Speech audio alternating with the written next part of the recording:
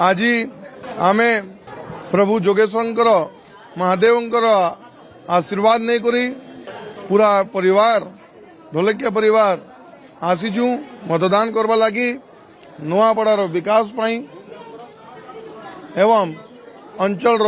सेवा करवा लगी एवं आमर संगे अच्छन आमर समर्थक प्रार्थी श्री भक्त बंधु धरुआ आज्ञा मुझे भी धन्यवाद देवी से भी आज आसिक आमर संगे मतदान देछन एवं नुआपड़ार विकास पाई योगदान देछन। नुआपड़ावासी को मुझे गोटे निवेदन करवा चाहे कि आपण मानकर जेन प्रकार सेवा मोर बापा स्वर्गत राजू भाई ढोलकिया करि आसुथिले मु भी से सेवा कर्मी निश्चित भाव में जेन भी समस्या अच्छे निज समस्या भावी करी ताकि सरकार संगे रही करी डबल इंजिन सरकार संगे रही निश्चित भाव में नुआपड़ार उप निर्वाचन